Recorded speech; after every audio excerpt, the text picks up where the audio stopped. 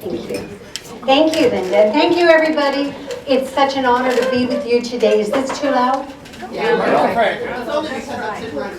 Yeah, I don't know how to turn it lower. It's good. It's fine. It's fine. I can just take it off and talk loud. No, you speak so they can all hear. I'm just moving into the corner. All right. So thank you so very much. It really is such a, it was such a heartwarming invitation to receive. When I got the email from Linda, Steve Frank, a very dear friend of mine and ours, told me that the invitation was going to be coming. And I want to just at the very beginning thank you. I feel emotional because when you make a big change, you know, when you leave what has been your life and you cross the aisle, you never know how you're going to be received.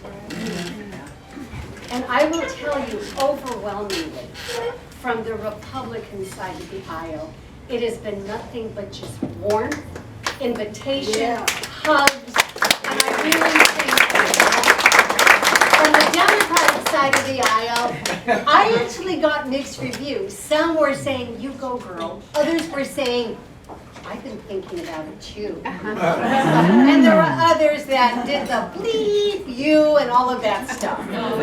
But life goes on, right?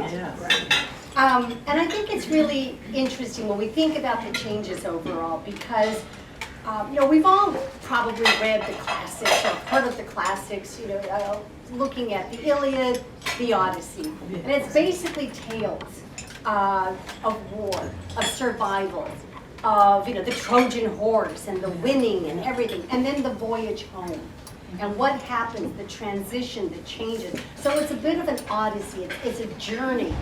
And that old adage that it's not the destination, it's the journey that's the interesting story. So when I got the invitation, I thought, well, I'll tell you a bit about my journey. And there's probably so much more than what I could share with you today, just given the time limitations. But it has been a bit of a political odyssey. You know, I do, as I was introduced, I was the majority leader of the California State Senate. What that meant was that I was in basically all of, not all, but most of these big meetings, you know, budget, legislation, etc. I would be sitting there in terms of thinking about the campaigns, you know, sort of away from the Capitol, but helping to decide on elections, who's going to go where, the candidates, etc. I will tell you that when the conversation initially arose between the Democratic candidate, Hannah Jackson, versus the Republican candidate, Abel Maldonado, I did take aside the president of the Senate and said, Abel Maldonado has this. And he became my hermanito, it's my little brother. And I told him, I'm sorry, doesn't matter, a Democrat will not win that seat.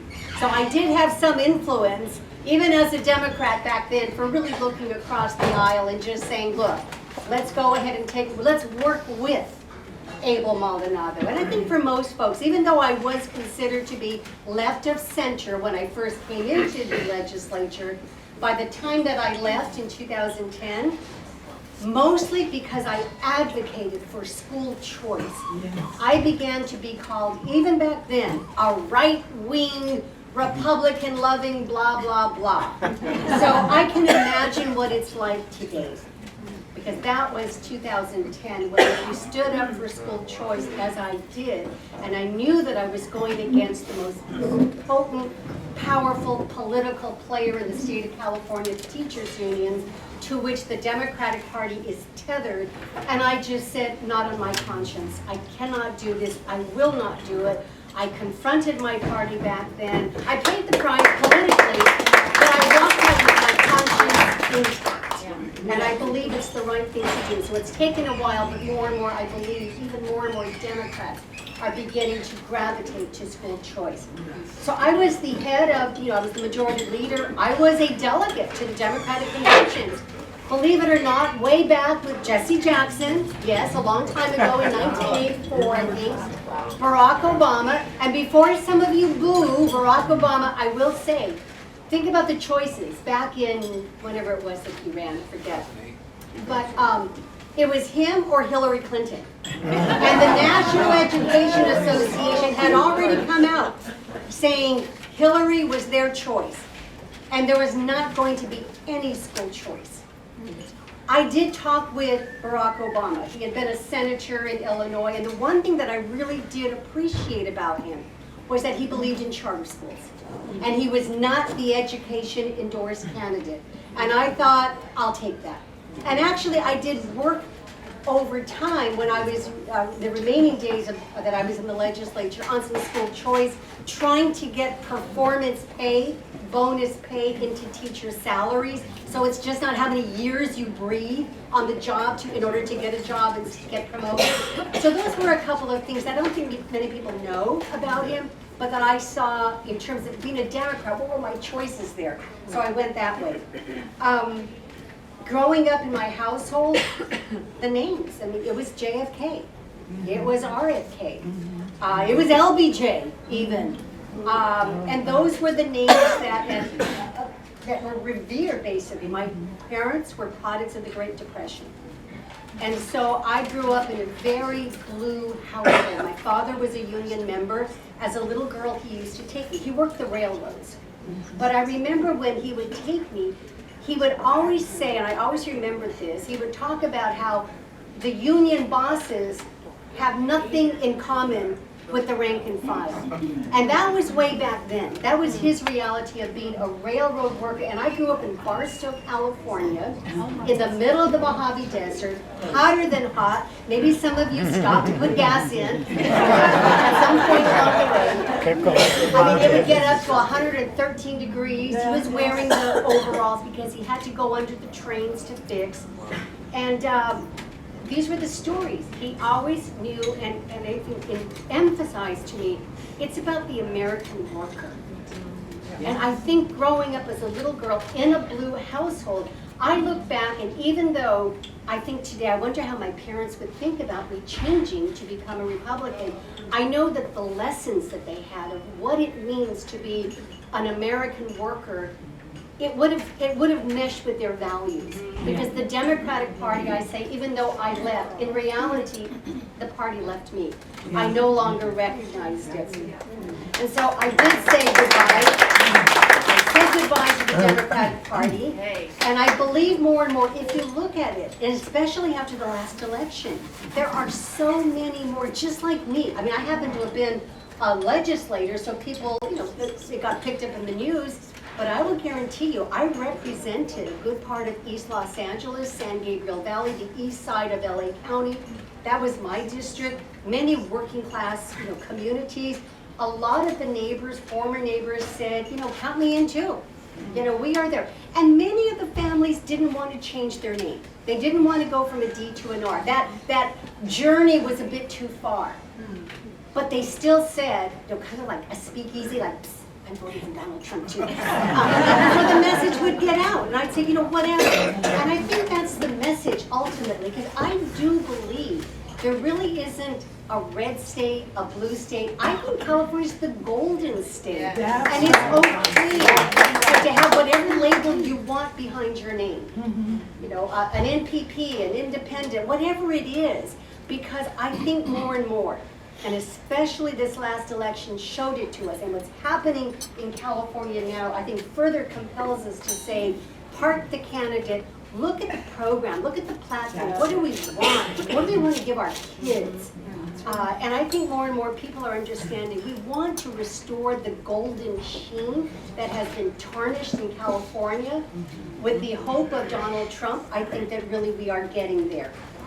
But how did this happen overall in terms of making the change? Well, if I go back to it, I told you a little bit about when I was in the legislature, I believed in school choice.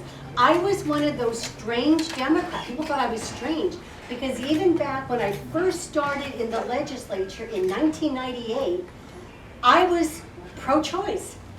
I was school vouchers even. The teachers union, I think, went crazy when I would talk about vouchers, opportunity scholarships, whatever you wanted to call it. And the reason being was because my mother had a 6th grade level of education. She had to drop out of school in 6th grade to provide for her family. I ended up having a PhD, becoming a university professor, going to the legislature, leading the education committee. And I remember in my household, we could not afford magazine subscriptions, but we had a couple of books, and I remember them. One of them was Little Women, Louisa Alcott. And I would read that over and over, and everybody should read it several times in their lifetime. So bravo. I don't even know how Little Women ended up in our bookshop, but it was there. Then, my family's from New Mexico. I always tell people, my family, I'm Latina, Mexican-American origin, but I always tell people, my family didn't cross the border crossed us. Because once upon a time, you know, it was Mexico and then the U.S. annexed, and so that's how we became part of the United States way back when. And so we had this book of, they were Native American, like fables. And because New Mexico, Albuquerque is very much a very strong indigenous community as well. And so we had a book of Hopi, Navajo fables. And then we had the Bible. And between those three books, my mother would read, I would see her reading, she would sit us down to read, and I would read. So those were three very influential texts in my life, from Louisa Alcott to the fables, to the Old Testament and the New Testament. And I think reading those, plus many others as it went along the way, really give you a very profound look on, no matter where we come from, how do we value character? How do we value doing the right thing? How do we value the book of Job and knowing that there will be hardships, but you overcome, and you ask for grace, and you ask for wisdom, and you ask for forgiveness, and you accept. And so I think that those are great things in all of those books. So in the legislature, I believe strongly in looking at school choice.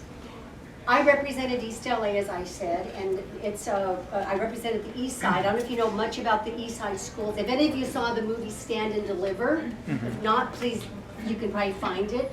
This was about a number of East Side schools. True story. And actually, the teacher was a Republican, by the way. And I think if Hollywood would have known it, they probably wouldn't have made the movie. But this was about a story where basically the school system itself in the district basically just thought, oh, they're just a bunch of little Mexican kids. What do they know? And they'll never learn calculus and advanced mathematics, etc. But this teacher said these kids can stand and deliver. And sure enough, it shows how he worked with the kids, and they overcame great odds to really excel and perform and make national news when they outperformed, and the districts didn't believe them. They made them take the test over again, and voila, the kids scored perfectly well again. But when I was in the university, I began to see that too many, I call them kids, I always call them kids, my students would come into the classroom, and these were the students who had done everything right. They graduated. They got 4.0 or 3.5 GPAs. They went to college, and then they would get into my classrooms, and I began to realize they can't write. They can't read. They had to be enrolled in remedial education in college.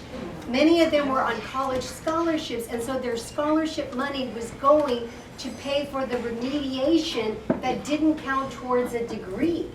And so many of them ended up dropping out. It was once presumed it would take 4 years to graduate from college. In California, I began to realize it was taking on average 7 years. That's ridiculous. And so I began to really look at everything and thinking this isn't right. And I realized that much of our problem is that we do not educate in K through 12. And then I began to have run-ins with those who control it, the teachers union. And for purposes of full disclosure, because I was a university professor, it's the law in California, I was a member of all of the teachers unions, NEA, CTA, all of these unions. And so while I was in the legislature advocating on school choice bills in committee, I would have all the lobbyists. I mean, talk about the lobbyists. They had a big core that would be there, and they were all testifying against the bills I was writing. And I thought, oh, those are my union dues at work. They're all testifying against me. I think the worst one was one day when I was in committee, when I was testifying, I was presenting this little tiny bill. It was just saying, look, California, can we find the 10, only 10, there are 10,000 schools in California. There's 1,000 school districts, about 10,000 schools. I only asked for 10. I said, could we identify the 10 lowest chronically, not just 1 year, but chronically, generation after generation, the 10 lowest performing schools, and let's see what we can do to turn them around. Only 10. I remember that day in committee, there was a line of opposition out the door. And so I'm sitting there looking at the committee members, you're hearing no, no, no, this is like leading to the demise of the world. And suddenly I heard a voice, because they line up behind you, and this voice said that they were representing the Los Angeles County Lifeguards Association in opposition to my bill. And I had to turn around first of all, I didn't even know the lifeguards had a union, but why are the lifeguards not out saving people from drowning rather than trying to oppose my little bill? That was sort of the epitome for me. Oh my God, the lifeguards are against a school reform bill. So I began to look at this and just thinking it's not working. And if you look at the statistics, I won't belabor them with you, but looking at even Kamala Harris's hometown, Oakland, California, where only 8% of African American students are proficient in reading and mathematics. I mean, it's just, how do you become a doctor? How do you become an astronaut? How do you turn around the system? And there's lots of issues overall. I believe in parent responsibility, involvement. That's why I wrote the parent trigger law. It gave power to parents. And then, of course, the unions fought it. And later on, the State Board of Education and the legislature got together to basically say the law can stay on the books, so it's on the books still, but they tinkered with formulas, so basically it becomes obsolete. You cannot use a law because they tinkered into oblivion the formula by which schools would make the list of being chronically underperforming. It's just a game. So you can fight for laws, but then you have to have oversight. And that's where it falls apart with all of those boards. Unelected people, right? That basically sit there and little minions of the governor that who get appointed. So all of that became there.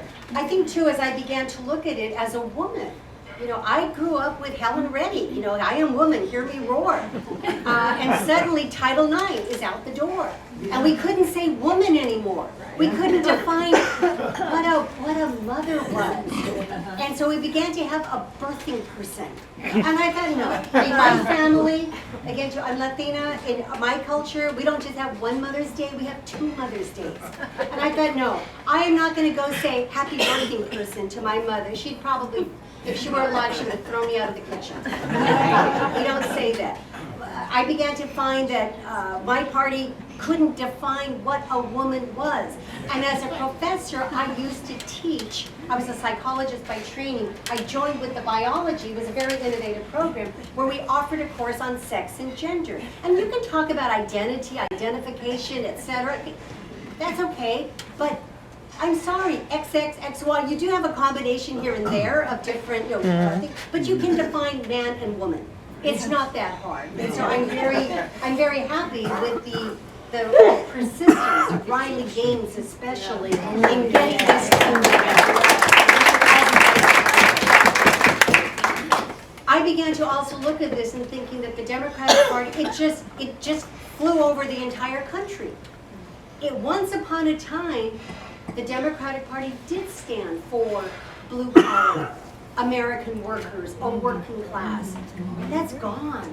It was now, the UC Santa Barbara, and I did do 1 year at Santa Barbara, 1 year before my postdoc. I was here for 1 year, so it's kind of fun for me here in Goleta and Santa Barbara. But it became very much the Democratic Party was the elites, the coastal elites. Yes. Martha's Vineyard, which had a heart failure when one plane goes, and how quick they were sent out. And I will tell you, as a Latina, there was this idea that the Democratic Party cooked up to say, oh, well, Latinos are going to support the Democratic Party because we're going to open the borders. And we're like, no, that does not define the Latino community. I will tell you, if you look, Latinos are very patriotic. We have a story to tell. I mean, my father did serve in World War II. It was a segregated army. When he returned home, his home originally was in Albuquerque, Belen, Jarales, New Mexico. There were signs on those windows. It was the 1940s, that were very, very awful in terms of the language. But my father never gave up on this country. He believed in this country. He served this country. And when he passed away, taps was played at his funeral and an American flag draped his coffin. He believed this was a land of opportunity. You respect it. You salute it. You always pay homage to the veterans who have served and given their life. And so those were the values I had.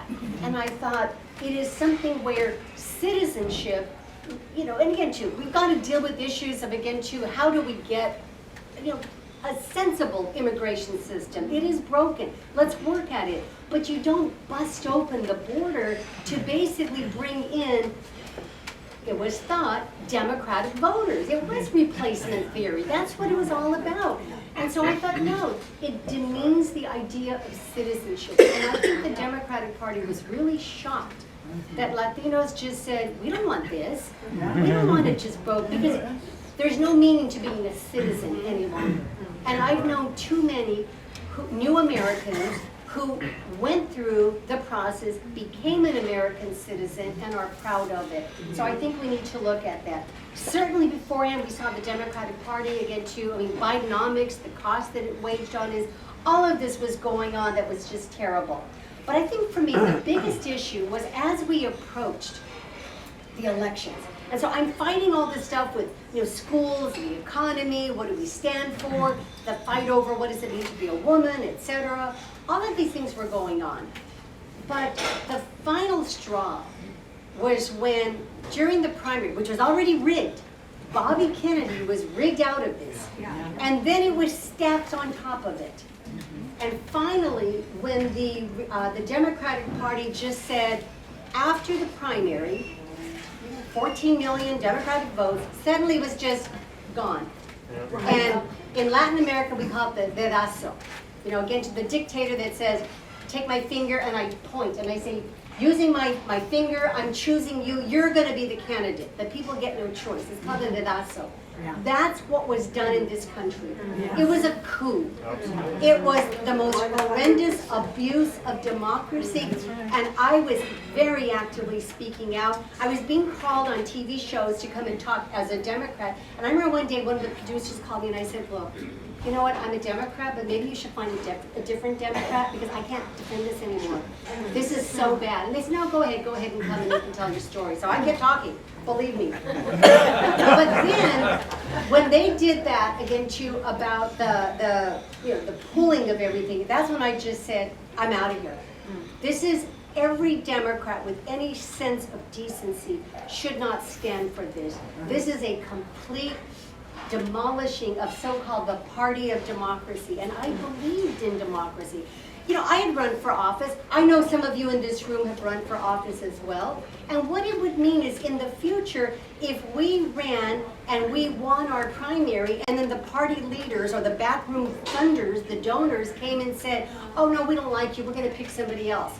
There's no more representative democracy. It was big, and Biden was horrible. Horrible candidate. Terrible. He should have never run, but he did. Of course, in a rigged primary. But when they even did that, that was just beyond any belief, and I said, I'm out of here. And I had seen friends, because I did consider Leo Terrell, Leo 2.0. He had left. He was a Democrat. He had left. Then I saw Tulsi Gabbard. She left. But the one that really brought tears to my eyes was Bobby Kennedy. And I remember that night when he said, I'm out. I said, I'm gone. This is like the end of the line. Kennedy was sacred in my household. And I remember him going, and remember his great entrance with Donald Trump again to You're My Hero. Now, in the meantime, I was also watching Donald Trump. And quietly, I would be listening. My daughter, even one time, this is before Rush Limbaugh passed, I remember I was sitting, because things were like, people were watching me, but even way back then, I was kind of like a closet Republican fan. I was sitting in my car, and I was listening to the end of the Rush Limbaugh show, and I was listening, because if I went outside, they were going to say, oh, why are you listening to Rush? And all of a sudden, my daughter came up, she goes, Mom, busted, you're listening to Rush Limbaugh. She actually had already left the party. She was libertarian, so she said, come on over, Mom. It's good that you left. So she was there with me.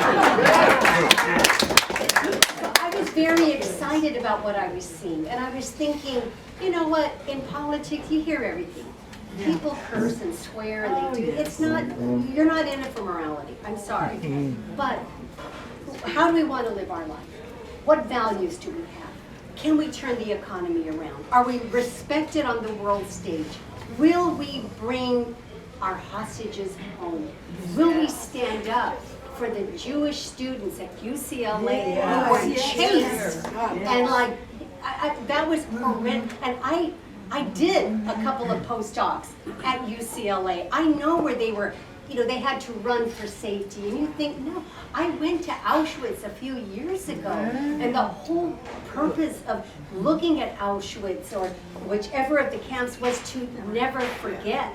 And here at UCLA, just miles from where I live today, Jewish students were being threatened and bullied and harassed and having to be escorted, hiding in libraries because they couldn't get.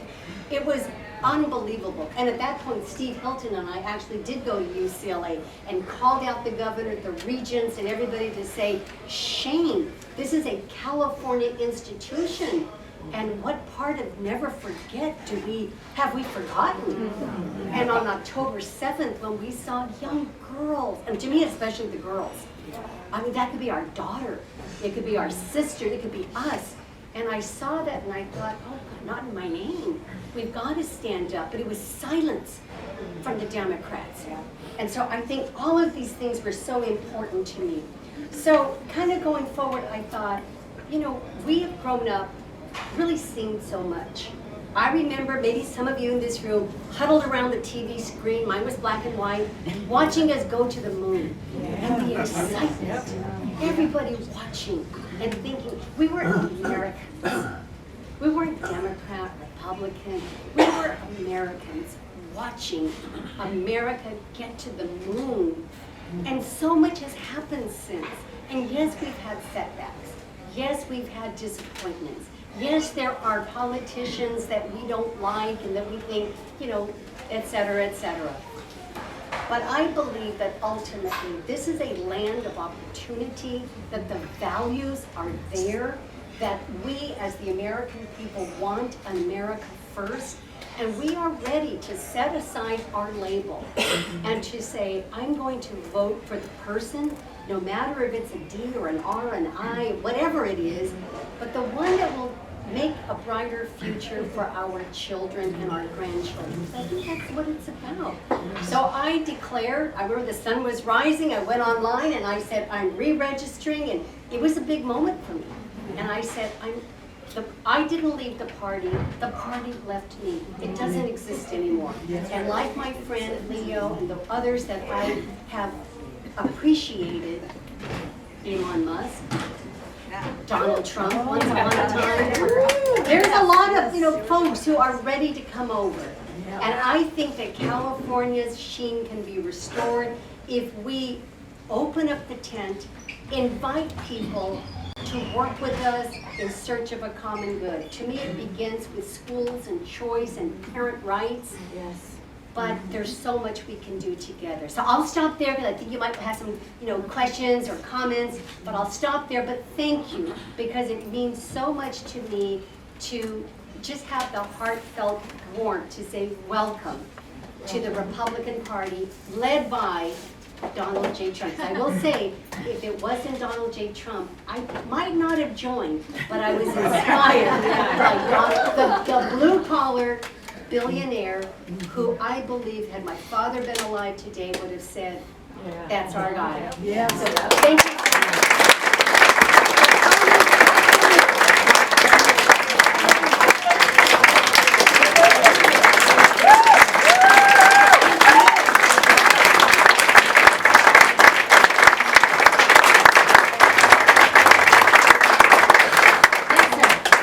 I have a question. In your opinion,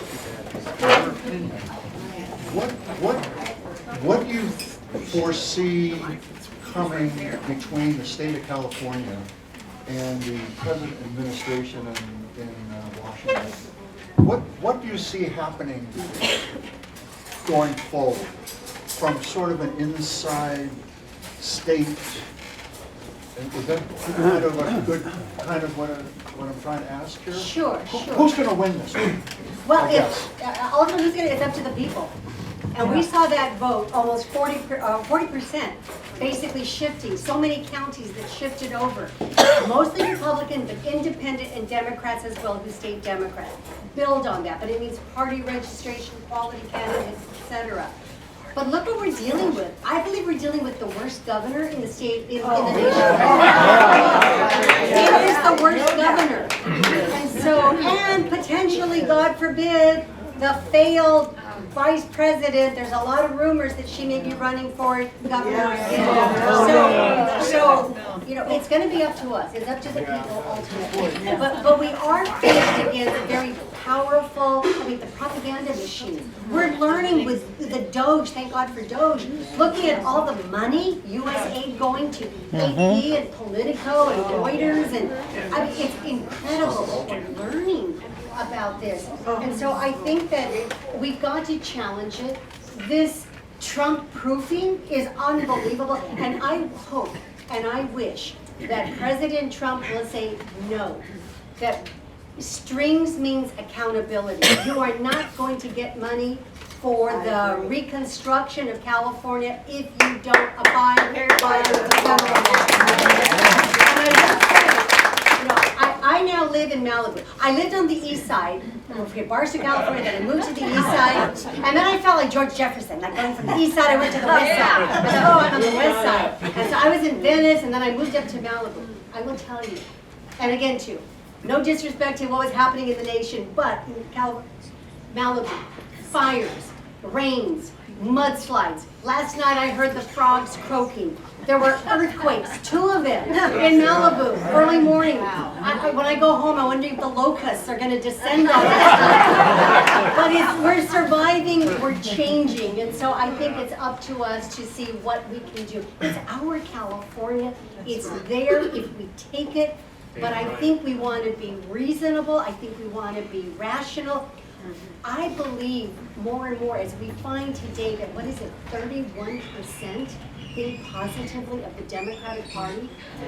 This was the brand of the Kennedys. It's 31% today. I think people are saying it doesn't represent me anymore. It's gone. It's AOC now, and even worse, there are some representatives, believe it or not, who are worse than AOC. Yeah. So I think it's up to us, but we've got to confront the money, and I think we have to hold Newsom accountable. Some people have said, should we recall him? My feeling, honestly, is you just give them a vehicle to raise money. So why do that? The election's next year. But I think if the Republicans are to win, if we're going to win, we have to get a unity ticket. You can't have 2 or 3 Republicans, so it's kind of top of the ticket. And I think we've got to figure out, okay, we've got to come up with some decisions. Folks have urged, and I'm so thankful. A lot of people say, Gloria, why don't you run for office? I'm thankful for just the acceptance, because I kind of say, look, I'm a newbie here. But I've said at the top of the ticket, there are some very credible people that are talking about this who can do the fundraising, who have that donorship. But if you get even 2 or 3, I'll guarantee you're going to end up with the lieutenant governor, whoever that is. Nobody knows what she does. The AG or somebody, or Katie Porter, or the former mayor of LA. That's who we're going to get in a jungle primary. Yes. In ancient times, I'm an archivist of California Republican history. Ronald Reagan, George McMahon, and a slate in 1966 defeated an incumbent governor, Emmett G. Brown. Are you considering putting together the same kind of slate? And if so, we have a friend, Eric Ehrlich, who could be Attorney General of this state. Well, again, too, a number of folks are talking, believe me, there's been conversations, our dear friend Steve Hilton, Carl DeMaio, who really is just a powerhouse in San Diego County, Rick Grinnell as well. I mean, a number of people that are talking, looking. There's a very powerful sheriff in Riverside County. I don't know him personally, but I've heard very good things about him. But the issue is exactly that idea. Could a slate be put together? Because remember, in California, it's now the jungle primary. That's come to. That's why I kind of wore this. When you're going to battle, you kind of feel like you're going to be in the jungle. And so, but we've got to be smart, unite. And I know people have to have a chance, think about it, etc. But maybe you can have like the little mini conversation. Do all this. Invite people. Come and talk to people. There is talent there. But the idea of a slate, you put this together, and then you say, because you bring up kind of like, you make all boats rise. You really draw it, and it benefits down ticket races as well, from the Senate to the Assembly, local school boards, and that's where I have really worked in the last few years trying to get school board members elected, because I really, schools are still my greatest passion and choice. Yes. Gloria, I really appreciate how you frame it as the party left you, you didn't leave the party, and I think it's really important to say that because people get caught in it and then they think that they're stuck, and they're not stuck. And so I appreciate you putting it that way because I think it helps people, if they want to change. And I've been in the schools for 20 years here in Santa Barbara, and I've come up against the teachers union and all kinds of craziness in my fight, and I've run for school board 3 or 4 different times, and maybe we'll run in 2026. But what do you think about Trump defunding the Department of Education? I mean, we know it's the biggest money laundering scam in California and probably in the nation.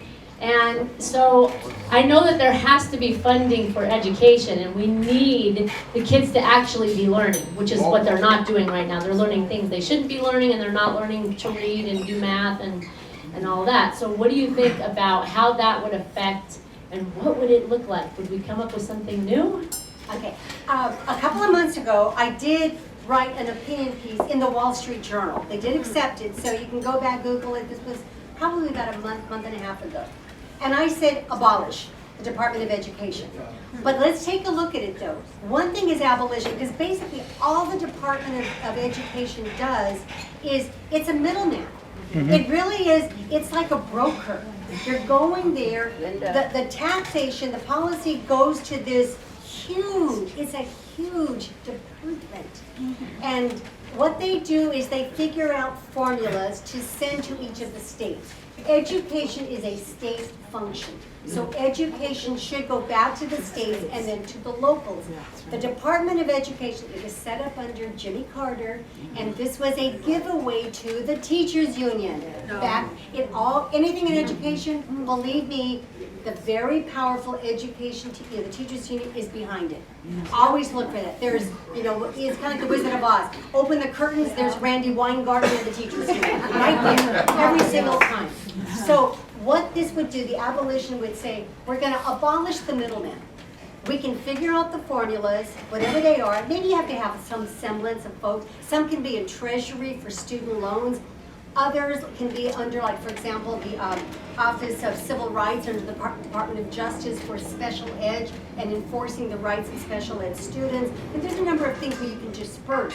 But you don't need to have a building there with thousands of employees. And what you do then is you take the form and you just send it to the states.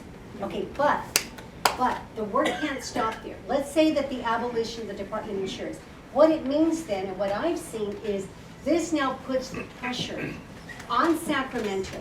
And that's why the governorship, the State Board of Education, the lieutenant governor, all of these seats become that much more important, because now, under a state system, this new slate would be figuring out how to disperse the funds and having accountability. When I was in the legislature, the students who are the most vulnerable are our special education students. The most vulnerable. And federal monies come largely to deal with especially low poverty special ed students. Gets into Sacramento coffers. Then what Sacramento says is, oh golly gee, like we don't get enough money. They kind of say we blame it on Washington. What this would mean is no more blaming on Washington. Yeah. Here it is, Sacramento, it's your responsibility, these are your funds, and now Sacramento will have to show its values, because all a budget is a statement of values. And if we put money into educating special ed students or fair distribution in terms of looking at how do we close these chronically failing schools, shut them down, turn them into charters, homeschool, whichever, I believe in vouchers, educational opportunity scholarships, so that parents can choose, I want to go over here, I want to go there. Religious instruction as well, I believe in it all. But it now means that Sacramento won't have excuses anymore. And I think if we can get that, that's worth it. So abolish it, and please go to the Wall Street Journal, you can read my article.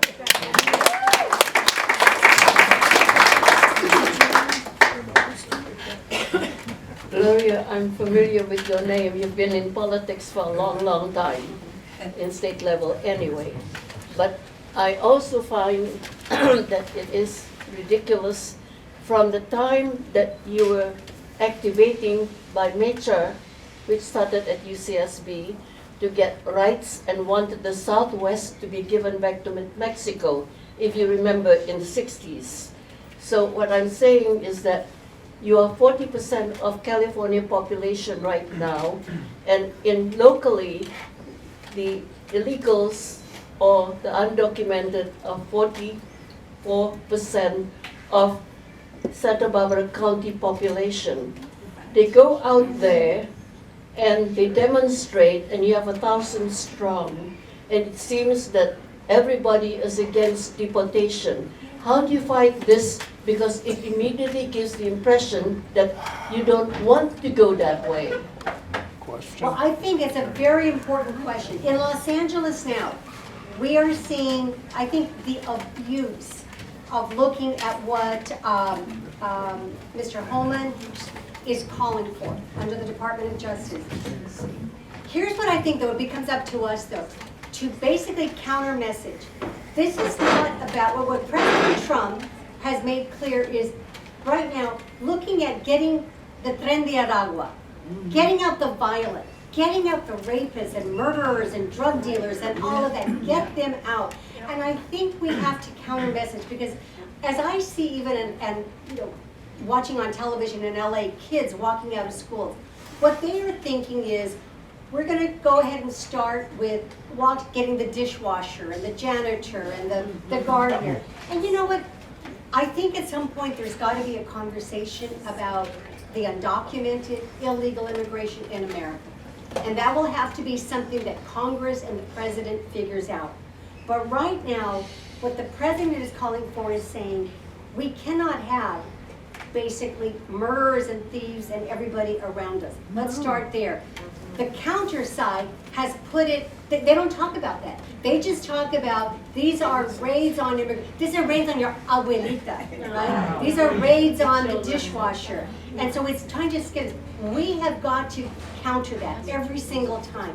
You know, in the community where my daughter lives, in Venice, California, not too long ago, 2 women, and you didn't hear about this on the national news, 2 women within a 2-hour time span were violently raped, and one, her head was bashed in so badly, she was declared brain dead a few days later. Did you hear about that? Yes. No, so some of you did, great. Well, LAPD has a policy now, and they've had it for some time. Remember, it's been very woke mayors. They will not release the nation of origin. They will not tell you. And so we've looked at stuff, we've gotten our sources, they're trying to get us much information. We believe that, and it's the same person, by the way, who committed these 2 violent, heinous acts against women, young women. And we've said, you know, but LAPD won't give us the details, etc. And it was kind of fast-tracked. There wasn't even a trial. Basically, it was so bad that even that horrible DA, George Gascon, who's now gone, thrown out of office, even he said, okay, I'll prosecute. That's how bad it was. He said, okay, I'm not going to do all this stuff. But the point is that I think we have to take these messages and say, is this what we want in our communities? When we're talking about phase one, because that's where it is, when Tom Holman is going in with ICE and Kristi Noem is going there with Homeland Security to say, we are going to root out, because you've got to start somewhere. And people will get, starting with the worst of the worst, murders, rapists, killers, all of this, pedophiles. We don't want, if you're at a school and you have somebody go onto your school who's a sexual predator, that person can't stay there.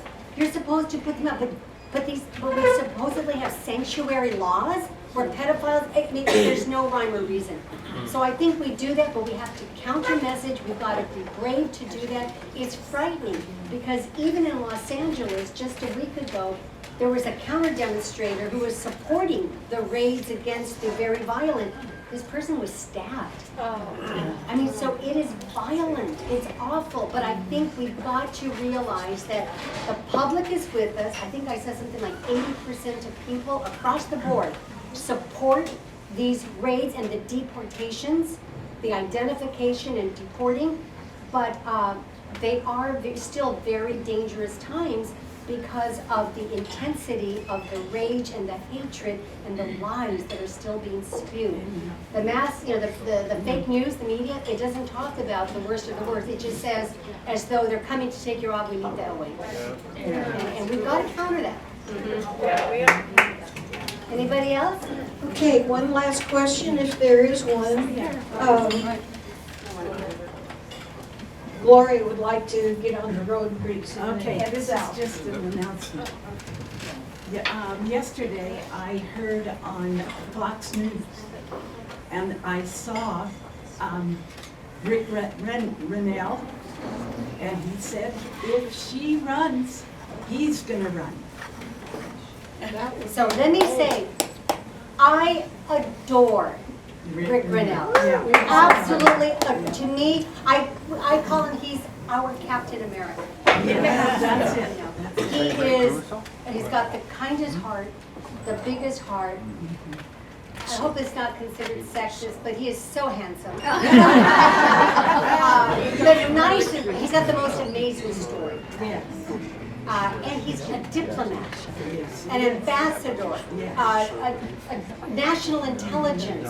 Remember when he went to Venezuela and he said, like, basically, I'm here for resident, I'm here to bring you home. That's right.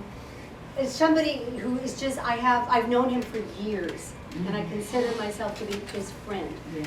I've known Steve Hilton as well. Wonderful, I get you very strong,